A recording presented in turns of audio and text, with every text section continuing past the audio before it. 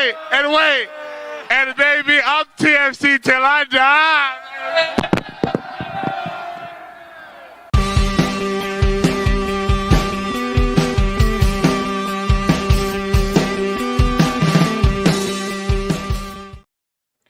Hello and welcome back to Toronto Till I Die, the Toronto FC fan show.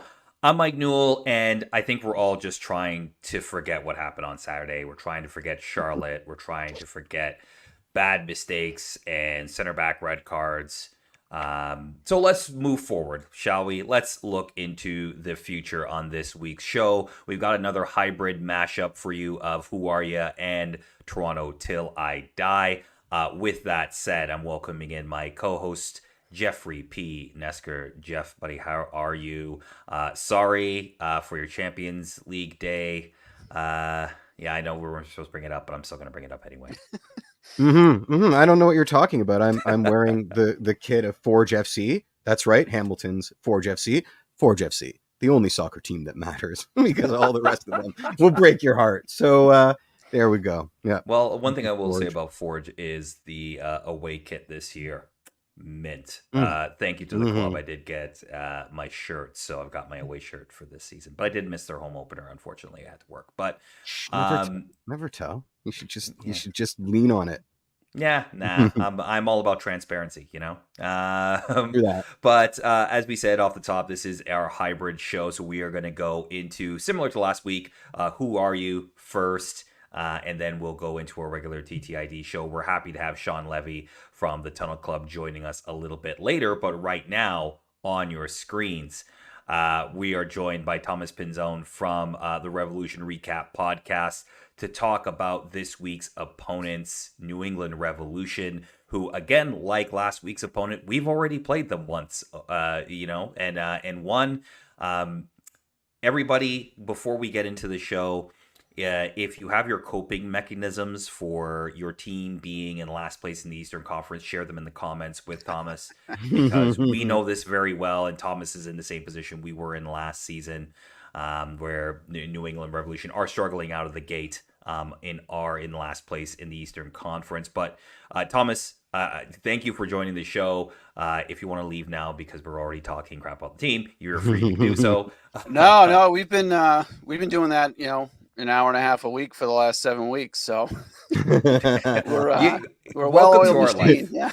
Welcome to our 2023. I just wanted to say, I don't know if you should be preening your feathers and peacocking, because your podcast has been going since 2011. Am I giving you a lot more years, Thomas, or is that about right? Yes and no. So Sean started it. Sean and Greg kept it going for a while. They stopped for a little bit, and then I think they restarted it in, I want to say, 2017. So there's a bit of a hiatus, and then this is actually my first year. So all right. Continues in this way, then. Yeah, if it continues in this way, I might not get a year too.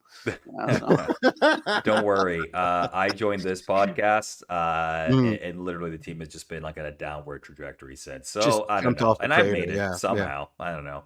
All these people have welcomed me back, so I appreciate it. But Thomas, to start off, look, obviously it's a rough start to the season for the Revs. 1-5 to start, 5 points out the gate. Again, I commiserate as Toronto FC fans. We have been there before, so we know what that feels like. But I want to, before we get into the match on the weekend and sort of the things that are going around the club in terms of a football perspective, I always ask this of our guests, and I want to get an understanding of the fan relationship with the club at the moment. Because obviously it is a turbulent start to the season. But I mean, like, this is a team that traditionally has done fairly well, in the league. And obviously you had a great season last year, got to Champions Cup, got through, your first round. But how generally has sort of the fan reaction been to the start of the season? So the thing about the Revs is, okay, I mean, they've had periods of time where they've been a good team and they've been able to make the playoffs, right? But they've been in this league since it started, and they've never won MLS Cup. The two competitions that they've won, one of them doesn't exist anymore, and the other one, Major League Soccer, has decided they don't really care about and they don't want to participate in. So it's funny.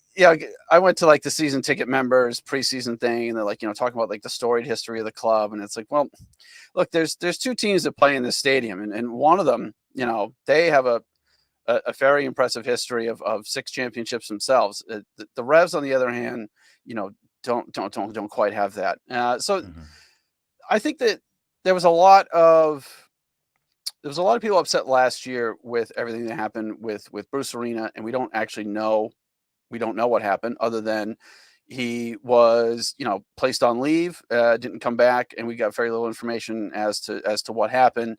And then the season kind of unraveled from there. Mm-hmm. And a lot of people pinned it on, Bruce is here, everything was fine, which, okay, but Bruce left, and then Petrovic left and went to Chelsea. So there's people are split between, is it Bruce leaving or is it Petrovic? And I would lean more towards Petrovic not being here. I mean, he was fantastic. He was lights out for you guys. Yeah. Yeah. I mean, it was ridiculous. There's plenty of games where you'd be walking out of the stadium saying there's no chance that we're walking out here with 3 points with anybody except for him in goal. So yeah, I mean, Revs fans have an interesting history with the club. It's not the best supported club in MLS, that's for sure. It's in a saturated market where, people from New England, people from Massachusetts in particular, they get behind one type of teams that win championships, or at least have a history of winning championships. And the Revs don't have either one. And yet the Red Sox. The Red Sox, they have one world. After even when they had the curse, at least there was some, lovable, sad sack bunch of losers that always found some way to implode. There was like them bums. It was a comfort thing.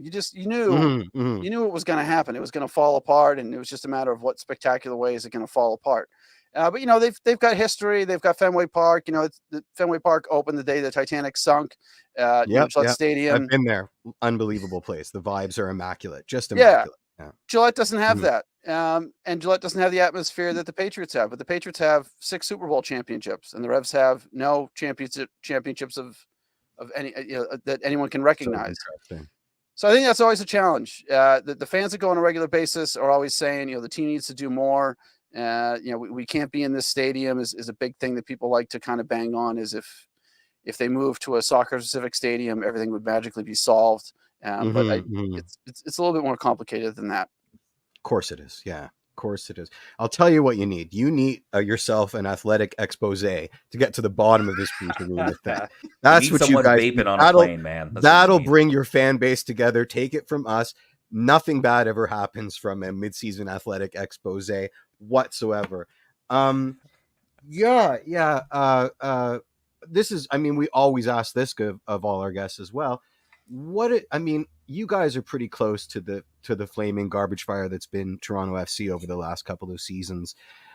What is the perspective of TFC over in New England and with the Revs fan base? Are you just like rolling in Schadenfreude right now, or are you like, I don't want to answer for you. What is the opinion of TFC right now over there? It's, the thing is, I think the opinion when Bob Bradley was there, it was more tied to Bob Bradley than Toronto FC, right? I mean, and maybe to a lesser extent, Michael Bradley as well, right? Like, Bob had a spell with the national team. Michael, a lot of people felt like, okay, you got dropped from one team in Serie A, and then you turned around and you came back. You came back to America, but you went to Toronto, which is not in America, which there's a lot of benefits to that, by the way. But I think a lot of people's opinion would have been tied to Bob Bradley being up there, Michael Bradley being up there. And look, last season, and there were some rumors that Bob was in consideration for the job here, and everyone was looking around saying, well, hold on a minute. Now, Toronto FC, they invested a lot of money in their roster. They spent big on some DPs.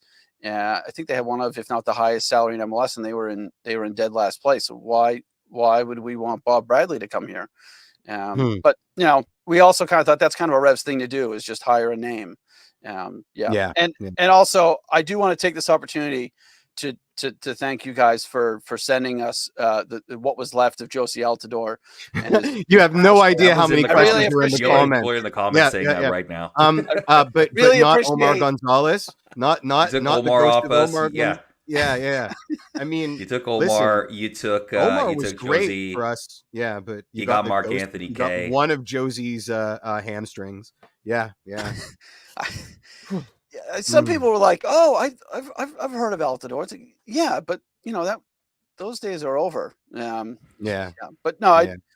and look, Mark Anthony K. I think I am the last person that has anything to do with the Revolution that has any level of thinking that Mark Anthony K could actually help this team a little bit.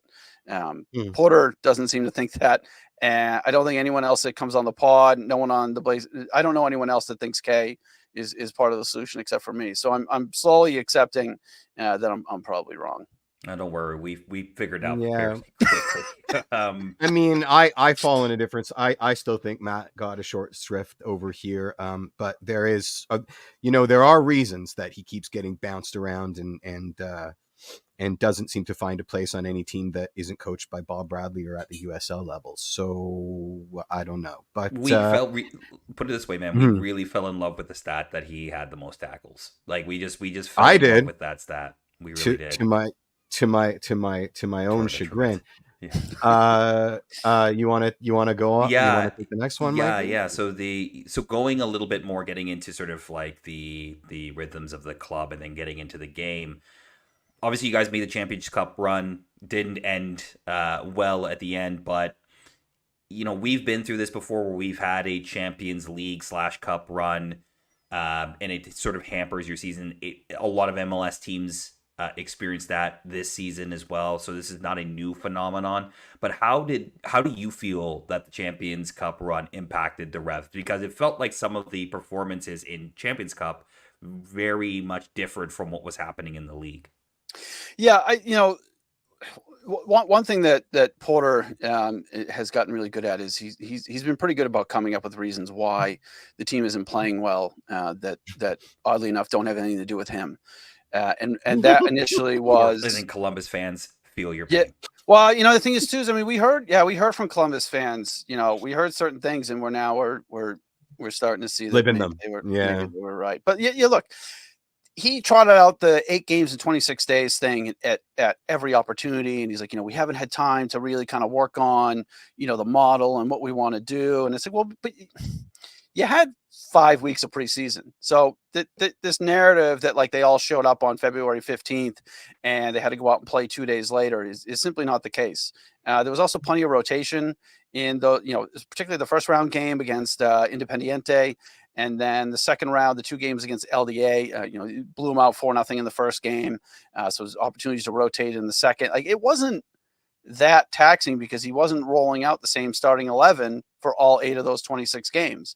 And the excuse that, okay, now we've got, they had 10 days to get ready for that Club America game. They didn't look like they had 10 days to get ready for that game. So we need time to prep thing. It's like, oh, okay, you had a week and a half and you look like you all just met in the parking lot. So that can't possibly be the entirety of the reason. So does it help? No. Did he know that they were in the Champions League when he took the job? Yes. So if he wasn't prepared for that, well, like, you knew it was on the schedule. He had a plan for preseason, which says a lot about Bruce, that the players were impressed that their coach for an MLS team had a plan for preseason. So I love Bruce Arena. I'm sorry. I absolutely love him. This is I'm getting chills up my back. It feels I am too. I this is love old him. I TFC. love him. Like someone needs to make the Bruce Arena biopic. Like, the college lacrosse player ends up one of the winningest coaches in the history of U.S. soccer. Has like 85 different stints with the U.S. men's national team. It's amazing. Someone needs to make that movie.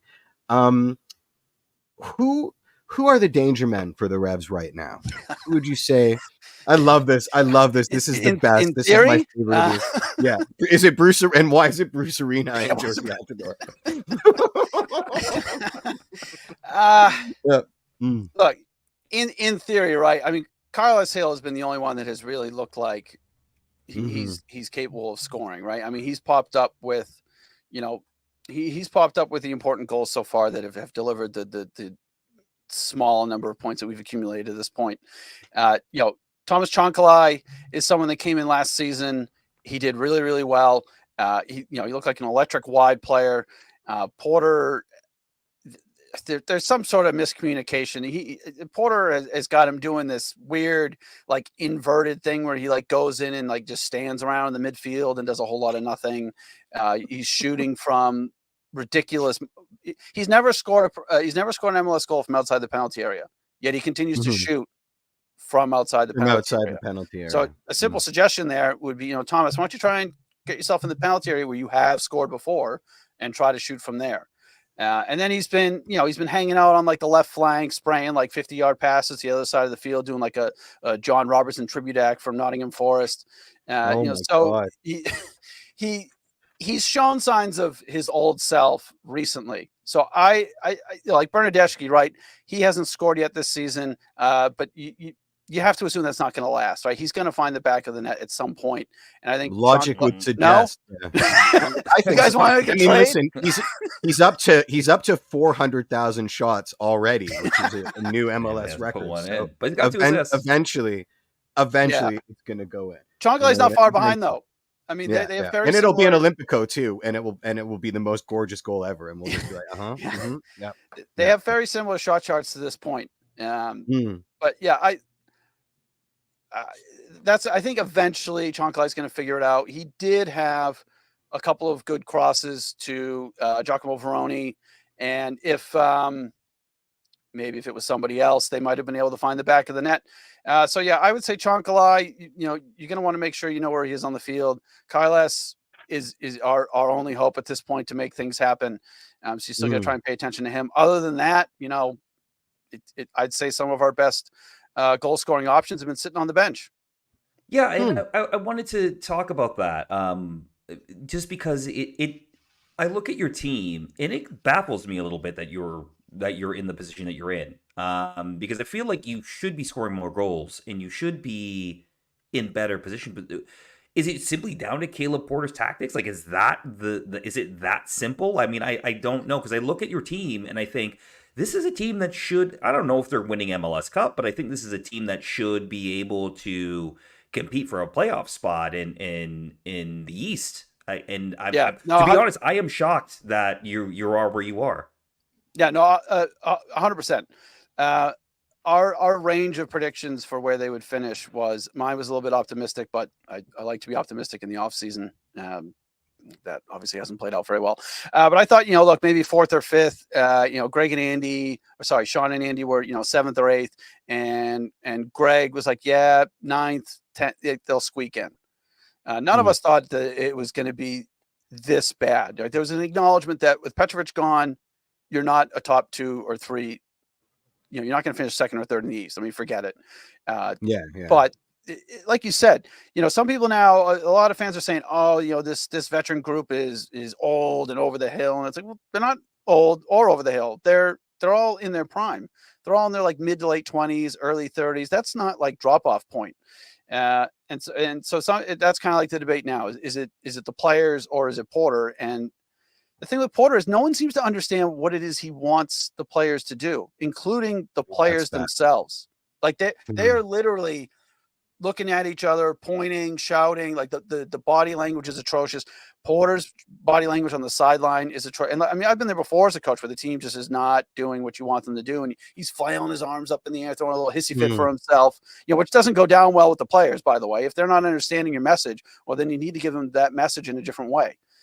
So that's the thing. We can't even really determine what are the tactics, because the players, I don't even think the players know what the tactics are. And he keeps throwing stuff at the wall. He's played 3 different formations already. He rolled out a 3-5-2 against Club America. It's one of the biggest games that this team has played in the last decade. And you throw out a formation that the team hasn't played before. He did a 4-3-3, sort of, kind of, for a little bit. Then he went back to a 4-2-3-1. I mean, sorry, I've been doing this an hour and a half once a week. No, man. I appreciate it. I feel it. And and like it's hitting me right in the feels. I'm feeling some kind of way. We have a question from the chat. What's the deal with Giacomo Veroni? And it is, his pedigree was solid. Is he a forgotten man, or is he a bust? We have a lot of forwards, so that aren't making the grade. So we're curious You want another one? Yeah, we want him. We'll take him. We got all the forwards. Yeah, we're gonna do a reality show where they're all just trapped in a house, all the TFC's forward. They can't get out unless they score a goal, and then we find their corpses later because they can't. I mean, so. the thing with Veroni is he has these brief little spells where, there was a game last year where he got 2 goals in like the second half, and you think, okay, all right, he's coming around. No, it wasn't that long ago that he scored in back-to-back games. He scored in a CONCACAF game, and then he turned around and he scored in an MLS game. So, okay, he scored 2 and 2. Maybe, turn in the corner. No, he's not turned the corner. He stopped at the stop sign and has gone nowhere since then. So that's the thing with him. And I think we kind of get tricked that, like, he's this young guy. He's not just gotten here. He's not that young. And it's not clicking. It's not clicking for a sustainable period of time. And I think that the main issue is that the way in which he wants the ball delivered to him is incredibly specific. It needs to be a short ball on the ground, in behind, in which he only has to run like 10 or 15 yards, and he only has to touch the ball 1 or 2 times. If you can give him 5 or 6 of those a game, he could be, maybe a 15-goal scorer. But you're not going to get 5 or 6 little tiny through balls, especially with the Revs. The Revs can't get the ball out of their own half. So forget a 15-yard ball in behind. They can't even get into the other team's half to even theoretically put those balls in behind for him to run onto. So there's a version of him that could be very good, but that version of him doesn't. It's just not materializing with this team. Yeah. Again, we'll still take him. I've heard nothing that would preclude us not adding him to the TFC roster. Worry. We've got at least 3 strikers in which they can't do either of those things. So can they run? Can they run? We'll take one that can run. I'm not sure they can tie their shoes at this point or chew gum. So we'll get someone else to do that on Saturday. Let's give Prince Wilson credit. He did get 2 goals on Saturday. Pretty much poacher finishes, but otherwise, it's funny, Thomas. You talk, and these are all the exact same things we were having. We were having almost the exact same conversation this time last year, right? Yeah, I mean, that's what I said on our last episode. I said, look, people are talking about, we've got to shake up the roster. We've got to do this. We've got to. Some people who don't like to spend a lot of time doing math said that we should use the second buyout that's coming and get rid of Veroni. It would be a loss of $3.8 million on a transfer fee. You'd have to pay him $2.4 million in salary to make him go away. And then you would have the other problem of going and getting another striker. So you're talking about like a $12 million outlay to get rid of one player and bring in another one. So I don't think that's going to happen. But this is the thing I said last week. I said, look at Toronto. Look at Toronto last year. What did they do? They had Bob Bradley. They were a dumpster fire. They got rid of Bob, and all of a sudden things start looking a lot better. So there was sort of an in-between phase where things a lot worse. There was an in-between before that John Herdman, where we lost you're waiting for Herdman, right? Herdman's on his quest to coach every team in Canada.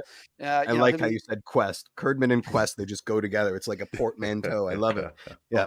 The rate he's going at, he'll be at Halifax before the decade is out. So he's just ticking off all the teams.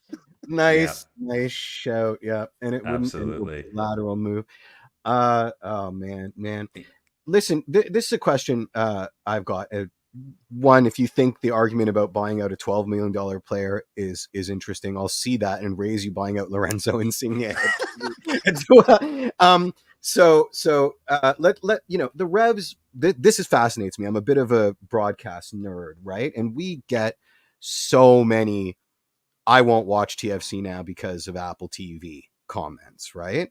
The Revs have one of the more storied and zany broadcast deal histories as a consequence of being this old. But I looked it up, and it's like, I don't think of the big 3 networks, I think you hit them all. You had a deal with Fox, you had one with NBC, you were on a CBS affiliate, you were on WSBK for a while, you had all kinds of different schemes.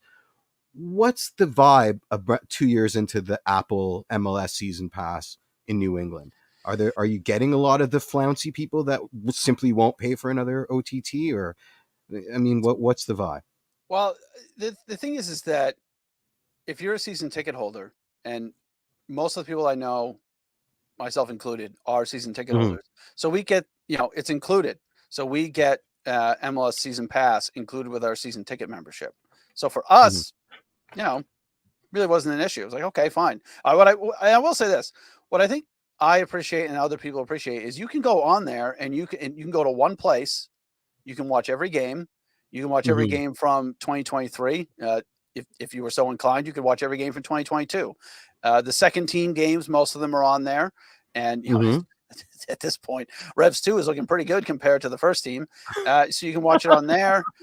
So that aspect of it, you look at like the NWSL, right? They're touting, hey, we've got this new great deal this year. It's like, you're on 3 different networks. You're asking people to get 3 different streaming packages to watch one league. So I think they could have done a lot worse. A lot of people were pretty sore about the regional deals, right? Like no more regional coverage. We're not doing that anymore.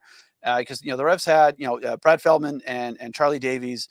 Look, they're pretty good. Charlie Davies is a bit of a hype man, but some of the MLS people, the Apple people, I think sometimes you can tell they've not watched much of this. The teams that are playing. You can tell. Yeah, it's like what do you? And I don't know what they do all week, but if I was them, it's like you should probably hang with Caleb Porter. yeah. But you should be watching both teams like last 3 games, so that when you go on there and you try and tell us what we should think for an hour and a half, you have a you know what you're talking about. I mean, they say stuff all the time, where they just, it's like, no, that's actually not really true, and you would know that if you followed the team week in and week out. So some people are like, yeah, we got to pay for another streaming service. It's like, yeah, but that's the way it's going for everything. I don't even know how many streaming services I have now at this point, right? Yeah. If you want to watch the Premier League, the Champions League, MLS, a little bit of Serie A, you're spending a couple $100 a month, to watch soccer. You're screwed. Yeah. I mean, look, I've said it on this show before. I actually think the whip around show with MLS 360 has gotten a lot better this year, mainly because they just don't have the crew in New York talking through the games at times. They will actually go to the in-stadium like announcers and let them do part of the game, which is kind of nice. And I think that helps in that way. The weird thing here in Canada is we actually do get TFC games still on like terrestrial television through the deal with TSN. A smattering. Do? They bought the rights for like a snack pack of all the Canadian games. So a little bit of Vancouver, a little bit of Montreal, a little bit of Toronto. It managed to piss off 3 different fan bases that were used to getting all the games. So you may get like free on terrestrial cable. So it's just it's an interesting setup here in Canada as well. Quickly on Saturday, obviously we won the game 1-0 back at Foxborough. It was a moment of magic for Lorenzo Insigne. Other than that was heading probably for 0-0. But how do you think Caleb Porter is going to try to plan for this match, especially now that he doesn't have a Lorenzo Insigne to sort of worry about? What do you think that looks like for Caleb, as best as you can, considering he's been changing formations like every other week? God knows. It could be anything. I mean, he might bring the WM back. I don't know. It's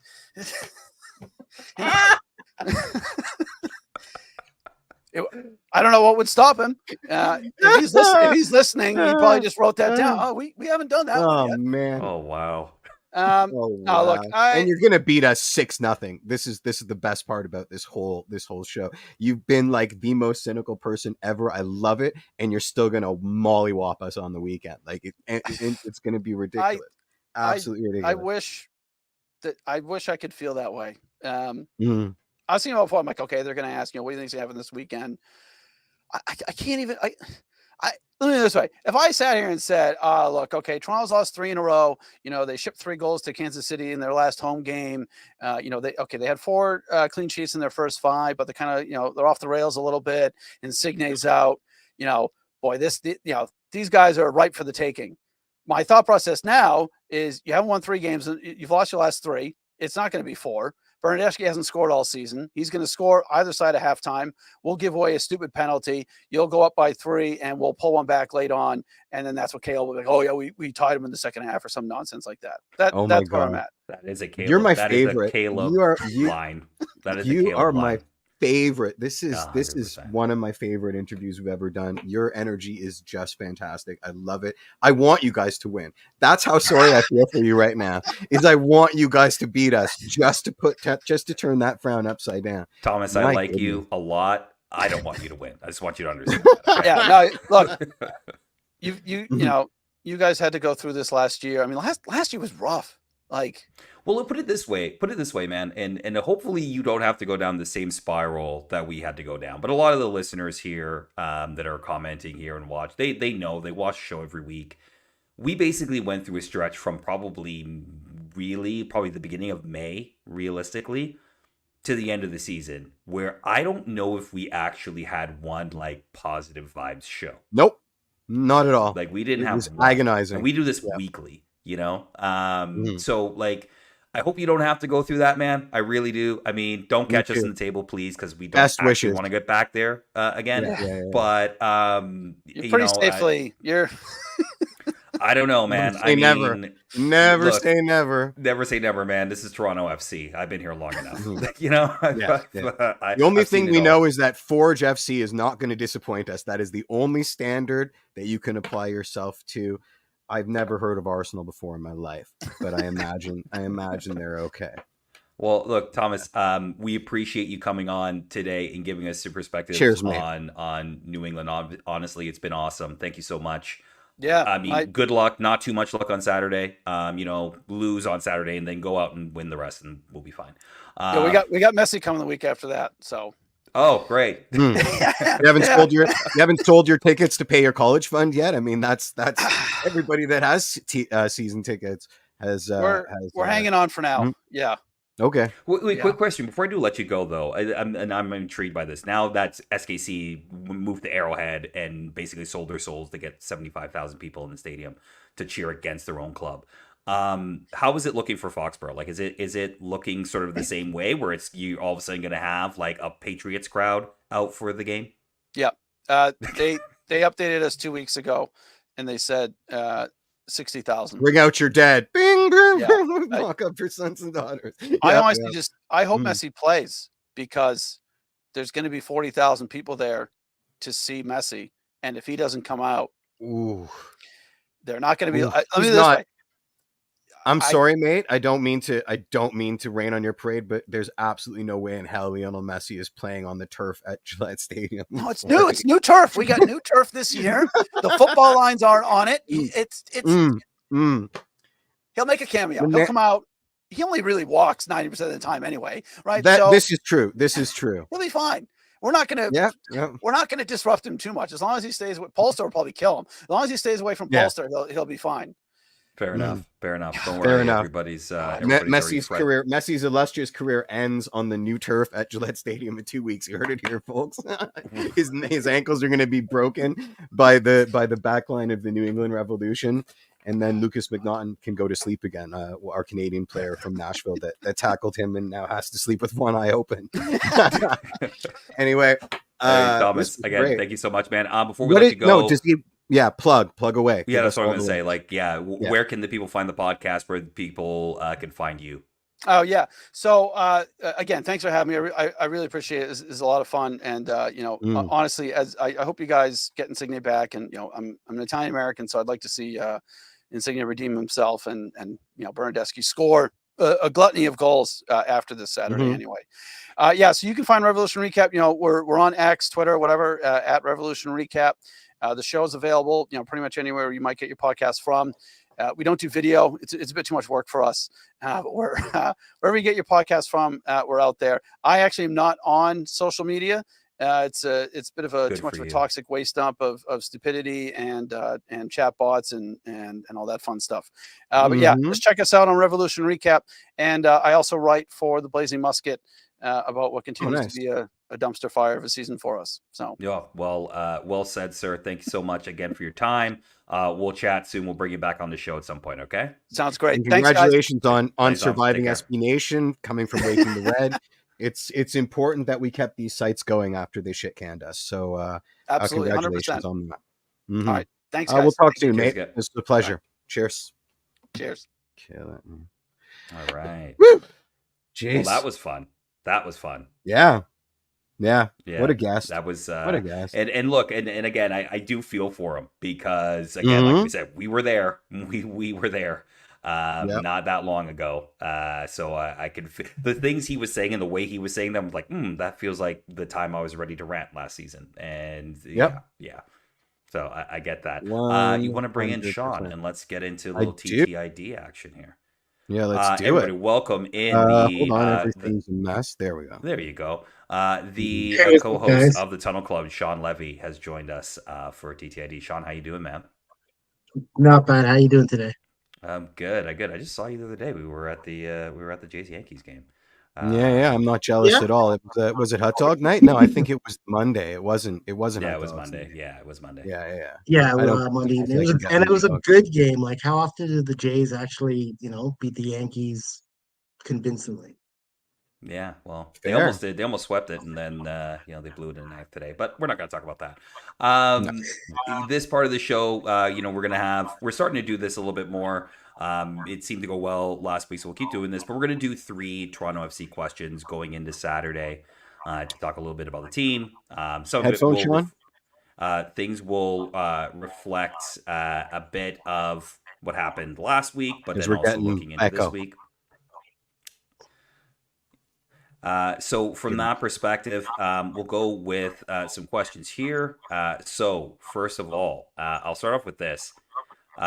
Should John Herdman consider switching or placing Luka Gavrin back in goal for Saturday? Sean, I'll start with you as a guest. Yes. Okay. I haven't been happy with the 2 performances I've seen from Sean Johnson. Maybe they should have given him one more game to kind of just, before getting him in there, let him, work another week with the team in training before putting him in there. I've seen 2 games where, again, I'm not blaming him on all 7 goals, but we've conceded 7 goals in 2 games, right? We've had some issues defensively. Again, you can't put all the blame on him, but there's no harm in trying something different early in the season, right? Before it gets too late. Okay. JPN, what do you think? No way. One of them is Sean Johnson, and one of them is our second string keeper. We gotta give him the chance to sort himself out, and if that means another howler in net, that's kind of what you pay for. He's your number one. I think that the consequences of taking him out for Gavrin could result in way worse than what we're experiencing now. And if Gavrin isn't what we think, which is what I suspect, then we're stuck with 2 unhot goalkeepers. So it's painful. Shipping 7 goals in 2 games is painful. Like, let's not sugarcoat it. But I think there's more damage if we upset the apple cart. It's weird with goalkeepers, man. It's so weird, like, I don't know. I think I can't. I'm repeating myself, but my answer is no. It's pretty decided. Fair enough. Hey, Yeah. and before I give you my answer, just a question: do you think Sean Johnson gave up any howlers in those 7? Like, open Yes. to both of you. You do? 100%. I Okay. think in some cases he was screened. In some cases he was left out to dry, but his positioning wasn't perfect. Now maybe that's because there's something not working. There's the stops that he made, those standing on his head stops, were elite level. The goals that he let in were like youth rep soccer level. So something's up. You know what I mean? There's too big of a disconnect for it not to be attributed as a howler. Yeah, I'm not sure because I'm thinking back on the goals. I don't know if any were necessarily a howler. I think that one, look, he got exposed by his defenders, right? And he got exposed by some just criminal turnovers in positions where you're kind of 1-on-1 with a player, or you can sometimes Vargas. 1v2, right? So like, Yeah. what are you gonna do? But I don't really know if he necessarily had like a clanger where you're like, ooh, that's really the goalkeeper's That fault. Vargas goal, the first goal, because Vargas was trying that low shot on the floor like 80,000 times, you know, and his positioning was wrong when it went in. Now, fine, he screamed, that's fine, but don't tell me an elite goalkeeper isn't going to be over there absolutely whenever Vargas has the ball on that side. He reacted late. Like there was a good camera angle that shows you. Can you guys hear me? Mm-hmm. Yep. Sorry. I'll boost your signal. There was a good camera angle when you saw the goal where it shows Sean, like there was a deflection, so we can't blame him solely on that first goal. But there was a late reaction by him, like even when he was diving. That fine, there was a deflection, but you moved late even after the shot was taken. So you hesitated, then you went. So I just think I don't think he has the confidence in himself at the moment. And you know what? I'm not saying like I get it, Jeff, throw him out there like, he is our number one. But there's also a time where sometimes a number one starts to decline. And you have to take that chance with the young guy. I'm not saying for sure this is the moment, but I get it. I get it. What you're shaking your head, Mike, but I've played the position, and sometimes like coming from an injury, it takes a lot longer if it's a serious injury to be at your best.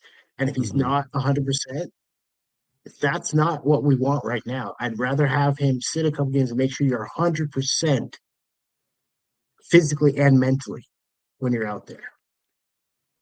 Fair. I very much am.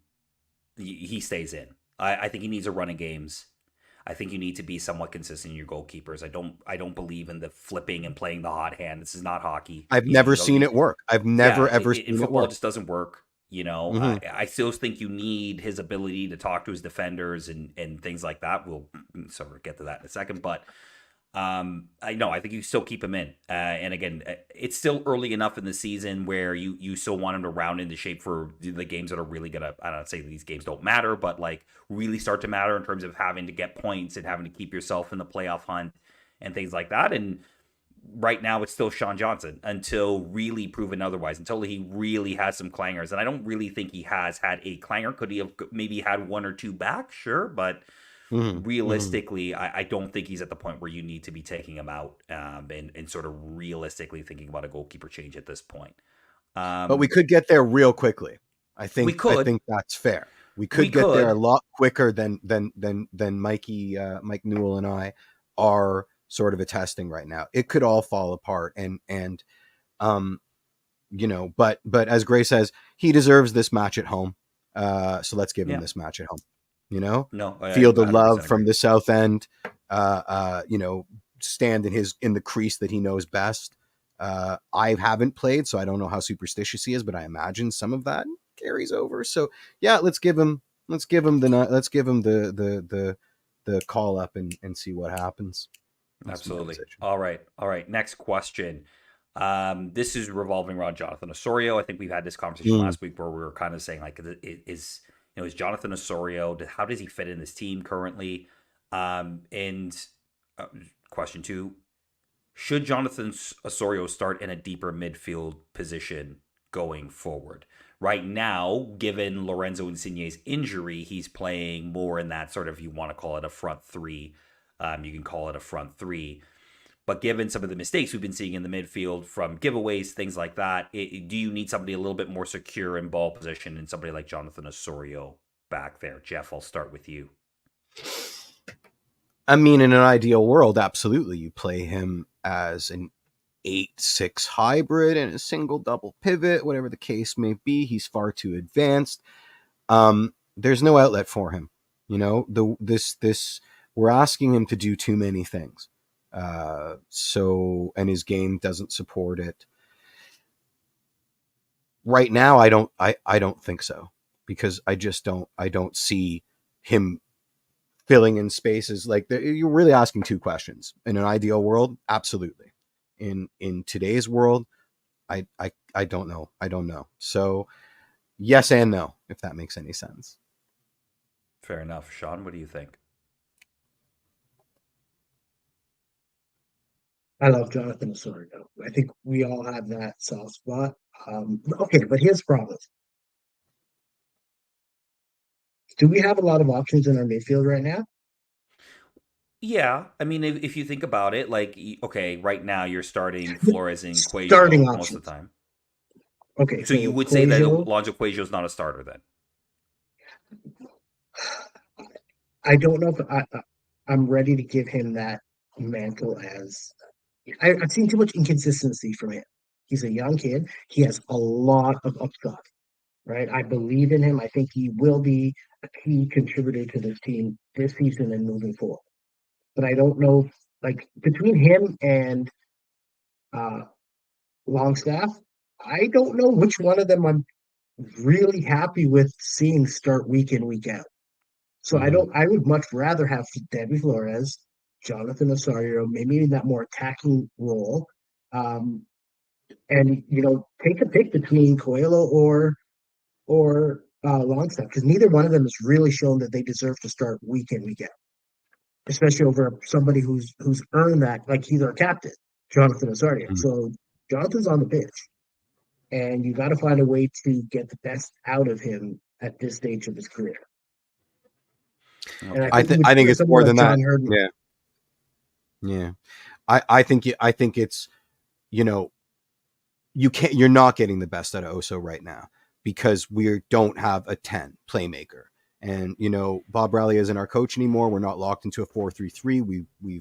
We have emptied those cupboards. Oso's best coming off in the second phase of an attack, cleaning up messes, potting chancers goals during the chaos after a shot sort of thing. That's where he operates. So getting the best out of him, I think, is a folly, and and if it was me, I would stop talking about getting the best out of him and start making it getting the best out of him in this position, which is already not the best out of him.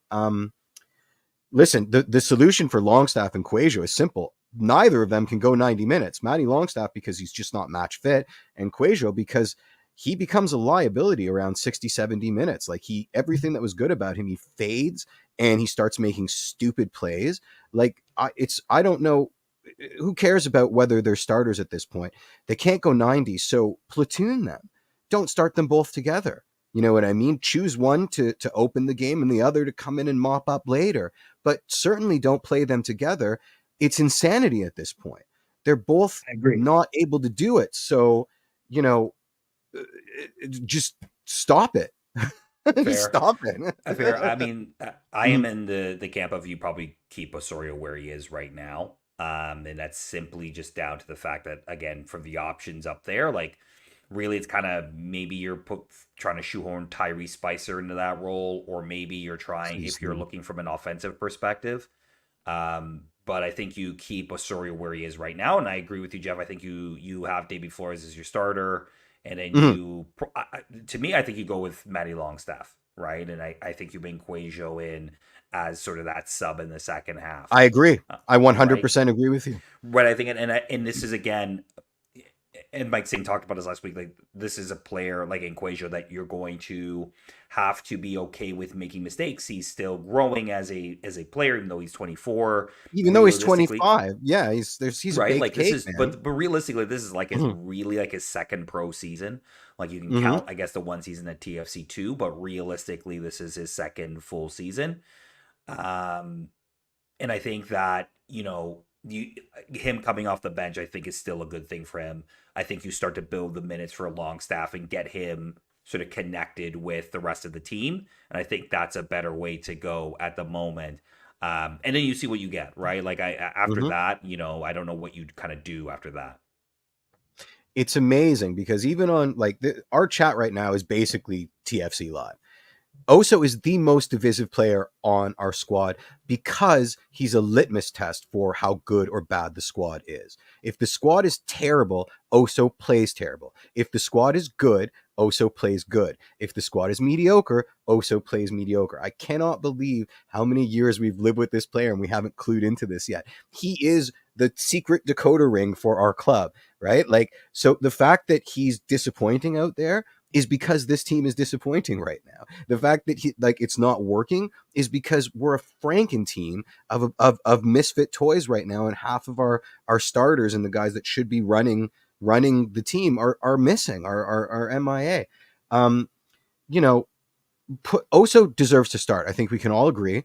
So where he is on the field is meaningless because it's always going to be the same thing. He's not going to be the Oso we know and love until we surround him with people that bring out the best in Oso. And it's a chicken egg sort of situation. So that's my thoughts on the Oso situation. Fair enough. Sorry, Sean, I think you were going to jump in. Mm-hmm. I think we've discussed this. In order to get the best out of Oso is to find a number 10. Yeah. Right. Because I think even when you get Insigne back, when you get Lorea back, like those are really the two key components that we're missing right now. Yes. A couple of defensive guys that are, injury or suspended for this weekend. But like when you really look at the core, our two key pieces we're missing are Richie and Insigne. Mm-hmm. So yeah, we get those two players back. We're still missing that person that can help get, that creative midfielder that we need for Oso to play the way he needs to play, to 100%. get the scraps, to be able to play off of that player where he doesn't have to, honestly, he doesn't have to do much, but just be where we need him to be at those moments. The Foxy Oso we know and love. Mm-hmm. Fair but enough. He's not the guy. He's never been the guy, the playmaker. He's the second fiddle guy. He's never been that guy. Absolutely. Mm. Okay. I said 3 questions. I'm actually going to add another one, just because this sort of just thought about this, but I'll do that one last. For question 3, Prince Owosu gets 2 goals on Saturday. That's a positive. At least you got a striker that at least got 2 goals and seen the ball go in the back of the net. Which you're hoping that's a good thing, right? You're just hoping you see, like, it's kind of like, you see one go in the net, like as a basketball player, and like, okay, great, now I can maybe get my confidence back and start playing my game. And it felt like he was starting to build confidence as those goals were going in. Have TFC maybe found the best way to play with Prince Wosu? Because I think we recognize this on the show. He was making runs in games, but the ball wasn't coming his way, whether that is Lorenzo or it was Fede or if it was Oso not playing him in or not playing passes or not crossing the ball into him, where it felt like more of that was happening on Saturday. Now, whether that was out of tactical changes or whether that was like, we're kind of desperate, we need a goal here, all right, let's cross the ball in the box and see what happens. It felt like as we were doing that, we were starting to become more dangerous. And we were starting to use Owosu as a target man, which we're starting to use Owosu. I think we've all seen the tweet today. Have we found the best way to kind of use him at the moment? Sorry, Sean, I'll start with you. Yeah. Well, I think one of our biggest issues we were having is like everyone, and I think even the team was seeing this. You have, like he's what 6'3", 3. He's a beast. Like he's tall, right? So you have like in our eyes, he's a target man. He should be that guy that they can cross balls in and he's getting up there and getting the header, or he's got enough of that height that he should be able to hold the ball up. But that's not him, right? The 3 goals he scored are more of he's a scrappy striker. Get those balls in the box low and I will get a foot on it, right? Because none of those goals have been pretty. It's been him sticking his leg out at the moment when we need him to stick that leg out. Or being the right 100%. Right. Yep. So I think if we can realize, all right, let's stop trying to get these high crosses in. Let's get a nice, powerful low cross down on the ground where we know he's going to be attacking that position and hope that he gets it at that right moment. Right. He's not going to get it all the time. But if we start playing to his strengths versus trying to create something that he's not, I think that's what the biggest problem all season. Like, all of a sudden, he's our lead scorer after, all this time. And his stats look amazing all of a sudden, just off the back of a brace. They look ridiculous because of... Right? Yeah. So... Jeff, what do you think? Well, we've all seen the tweet, right? I don't remember it, and I didn't bookmark it, but it was bracing. The amount of shots versus crosses for our 2 wingers versus the amount of shots for the entirety of our strike core suggests that we have a ball hogging problem, right? So, I think it's unfair to have we found the best way? Yeah, we've got to stop hogging the ball, and we've got to start ugly crosses on the floor, on the deck, or beautiful, floating ones. But we're not doing that. We're trying too pretty. And when we went for the more direct style of play, here he was to pot those easy tap-ins. I think the best way to play with Owusu is I think the best way to play with all of our strike core is to make it as easy as possible for them and to take as much pressure off and just have them make long-headed runs to the channel and hit it with their genitals, and maybe it goes in. But we're not doing that. We did a little bit of it. We should do more. It's not rocket science. Fair. And look, I think, as Mike Singh has said in the show, the starting points for Prince Owusu are good, right? You can see he's got pace. He closes down really well. He's speedy. He's rapid. Yeah, exactly. He could run at pace with the ball. He can lay the ball off. He can hold off. He was just demonstrated that on Saturday, I think, right? Like, I don't think you necessarily want him to. His first touch is amazing for tap-ins and not much else. Well, I don't think you want him running 30, 40 yards with the ball, right? That's not the point of him, right? Yeah. But I think, putting the ball in those dangerous areas for him to be effective will help. And of course, look, you could say that of any number 9, but specifically in Prince's case, you could see that he's a guy who takes up good positions in the box, right? It's Very now smart, about finding him in those spaces. Yeah, like he takes up good positions. He makes good runs. Like even when he doesn't get the ball sometimes, you can see he makes good runs either to try to take defenders away from one of the wingers or to make a run that will make defenders make a decision on what they're going to do. Are they going to stay? Are they going to step? Are they just going to follow him? Like, what are they going to do? Hells yeah. So I think from that perspective, that's a good thing. And now that he's seen the ball go in the net a couple of times, maybe it's now we run with him. We just run with him and go for a set of games, and we see what happens. 100%. And if it doesn't go for next 3-4 games, all right, DeAndre's back in, right? Like that may be the way that we just need to sort of look at this right now. Sorry, Sean. Scoring a brace has to have given him a boost of confidence, right? Like any striker, like that's what you need. You want to feel that you're contributing to the team, right? One goal is great, but when you score a brace, like that's a boost of confidence. So you got to ride that hot hand, and that's something I think that if they try something early where you can get him involved, it can only be like that, and potentially like, even if he doesn't score, but if he gets something where he feels, "Ooh, I was almost there, it was close," that will continue that hunger, and that's what we need out of it. Absolutely. And it's just in the comments, everybody was saying like the balls from Saturday came from the wingbacks, right? From Bernardeschi and from JMR, right? So those ideas that you're starting to get those crosses in, or at least you're starting to have that play, that interplay where you're getting it into the box to give him an opportunity, I think is going to be key for this team right now, considering you do not have Lorenzo Insigne in the 100%. Team, right? And this goes to the front. Yeah. Sorry, go ahead. No, Sean. I was just gonna say, Jeff, you made a good point. Like, without calling out his name, Burner sometimes is a ball hawk, and that's a detriment to the team. It's not just Burner. I mean, Lolo too. It's not just him. To be fair, yes, and it's a trust thing. It's not just the two of them. The team doesn't trust each other. And listen, I get the impression that Owusu is the kind of striker that you're not passing to. You're just sort of putting the ball in the mixer and hoping he gets on the end of, right? Our team is allergic to that, right? They don't like chance. That's why they recycle the play. They're always looking for pretty.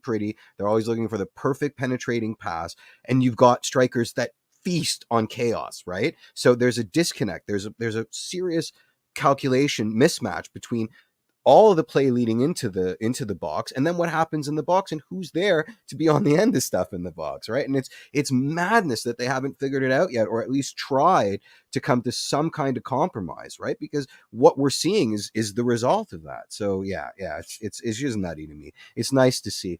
I have a lot of ideas on this, but I also don't want to talk about soccer. Fair enough. I hate sports.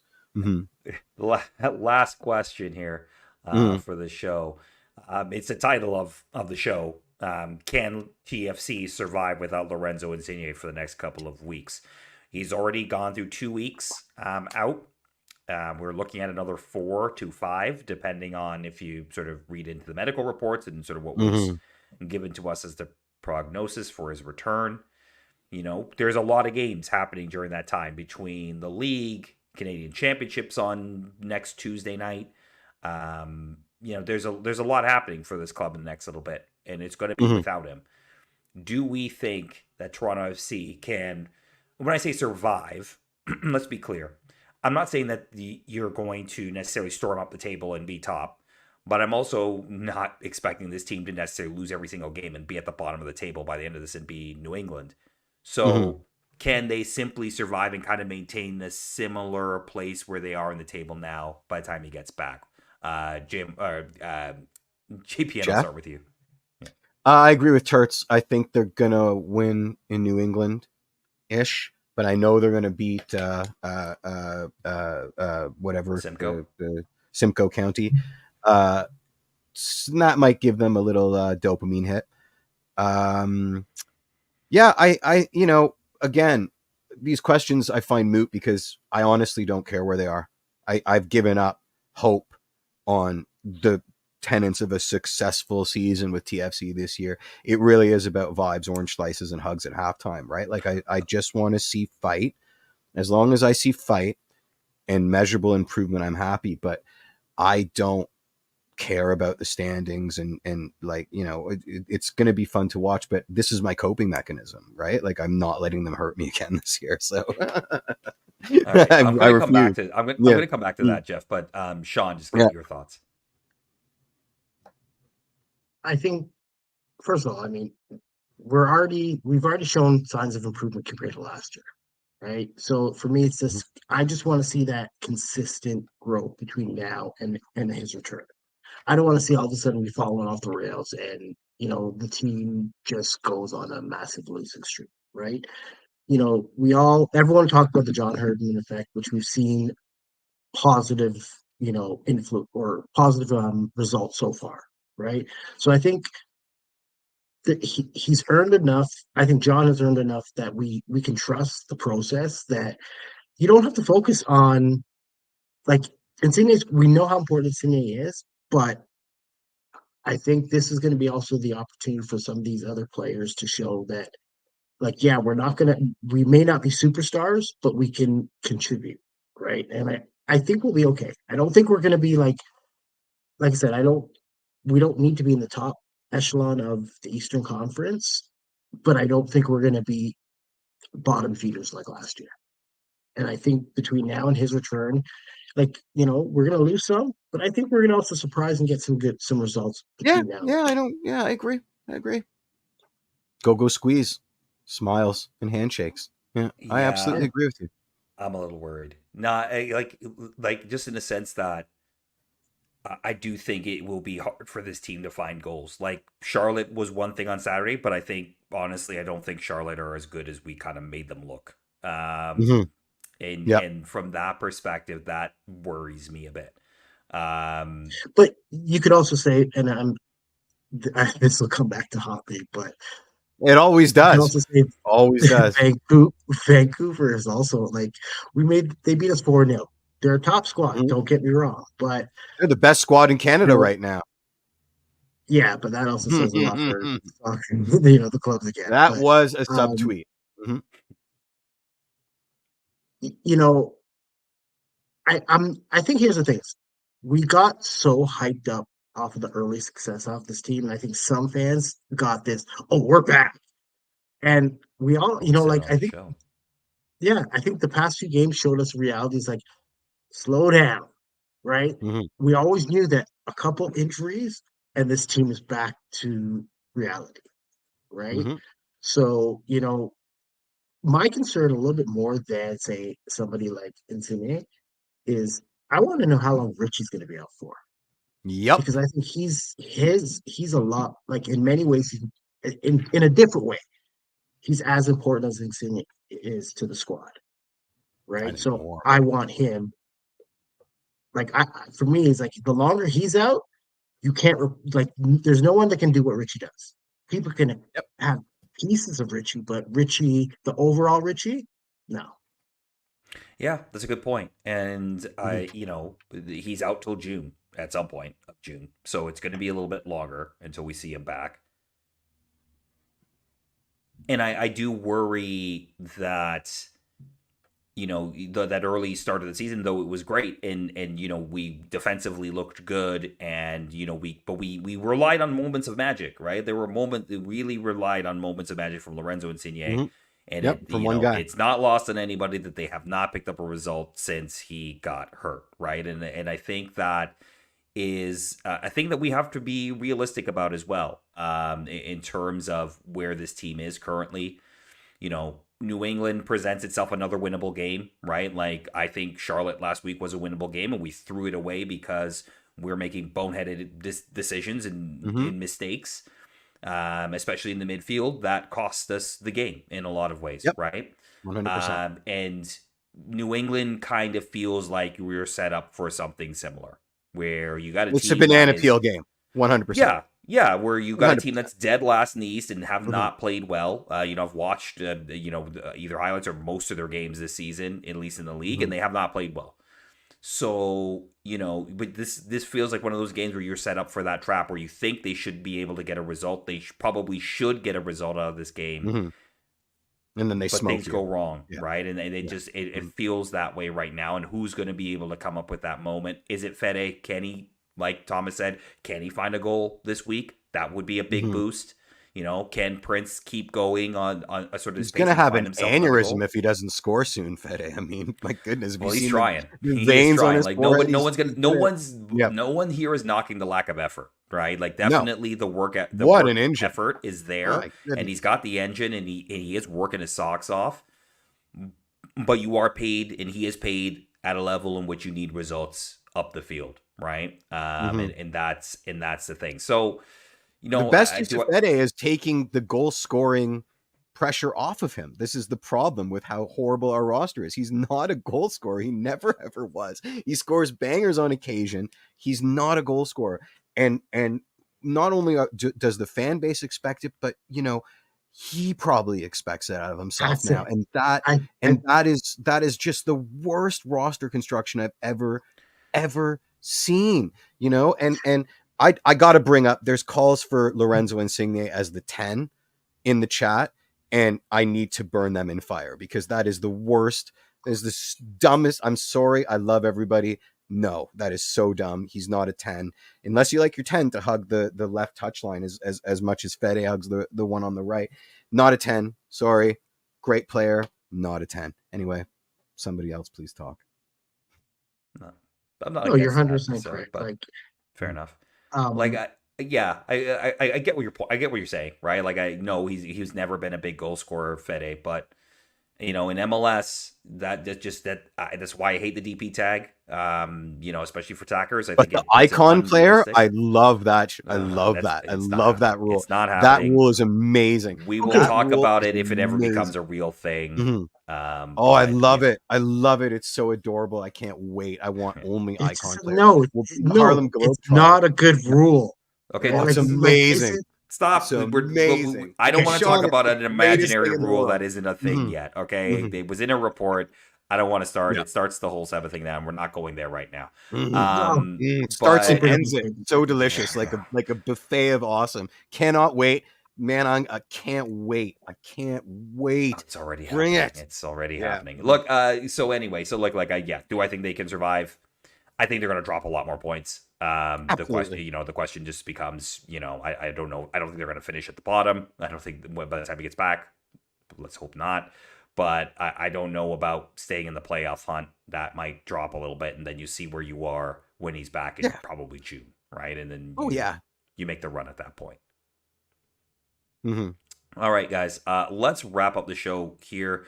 Thank you, everybody, for tuning in to another Toronto Till I Die. Really appreciate listening in. Again, a big thank you to Thomas Pinzone from the Revolution Recap for joining us in the first half of the show. Big thank you to Sean for joining us in the second half. Sean, I know you got a lot going on right now, obviously between Tunnel Club and your new stuff with Burrow, with the Burrow. Tell the people where they can find you. Tell us where you're going to... did you just... Fair enough. Tell us where they can find you from the Tunnel Club.